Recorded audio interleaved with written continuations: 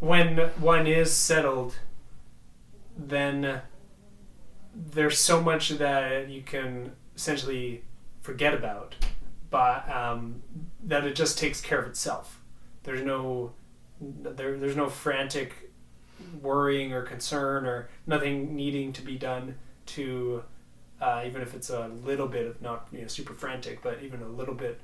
It's just like so much becomes easier because many of those things, if not all of them, are just stories superimposed upon a reality that make things difficult, and it's exponential in that way, or it's exponential in the other way, depending on which way you're going.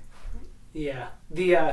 I think this topic is very related to the whole of all the times that you've worried about something dramatic in your life, you probably count on your fingers the amount of times it has actually gone wrong or gone as you've expected. Like all the bad things you can imagine. Like, oh, this terrible, I don't know, whatever. You pick a thing. So many. You can just infinite things you can come up with and infinite things people do. Like every single year, I was going to say year, but it's more like every week. Somebody probably has upwards of 10 things. So, I don't know what most people have, but like things that you imagine, like, I got dizzy spells on Monday and Tuesday or something. Every once in a while, that's legitimately a problem. 99.99% of the time that people get dizzy spells, who knows what the problem actually is? But they'll stress about it, worry about it for a lot longer than, and then the dizzy spell passes. A couple weeks go by, they never think about it, and that's it. And we just had that kind of encounter recently with somebody. They have dizzy spells. They're complaining about it for the whole time we're meeting. And then, and then we're telling them, well, it'll probably be something else next week because there's always something. And 2 weeks have gone by. No mention. Yeah, and it's like the same the previous week or the previous week. Like every single person that has any kind of general complaint about health or whatever it is, unless it's legitimately a serious thing already established, it's not a thing. But their stress will make one of every of those 100 things that they come up with become a thing. And then they're going to stress about the next 100 things because one of them was a thing.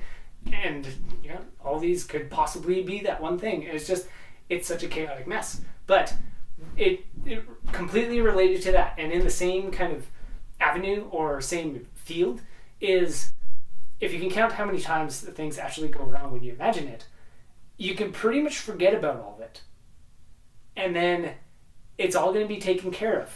Like the majority of the things that happen in life, you can legitimately forget about and go about whatever's necessary at the moment. And then when you need to do something like tie your shoes at the door when you're leaving, that's the only time you ever have to think, right, my shoelace is broken or something. Yeah. Or whatever. Right, totally. It is like... Like you don't have to think, oh man, my shoelaces, I gotta get any shoelaces, or oh man, I broke my shoelace today. It's anything like that. It's just like when the thing comes up at the necessary time, it will come up at the necessary time. It's like wherever you're doing, it's like, right, okay, I can't go to the store yet because somebody mentions, oh, you want to go to the store? It's like, yeah, can you get me some shoelaces? Or oh, I can't because my shoelaces are broken, or something. Like when it's necessary for the thing to be on your mind at all, you can trust it to be there. At all other times, stop it. It's just, you can just stop. It's taken care of. There's I was told some comedy skit or something, which is not actually comedy, or it's comedy and seriousness, where it was some skit about someone worrying, and then the person's just like, stop it. Stop it, it's too silly. Yeah. Pretty much.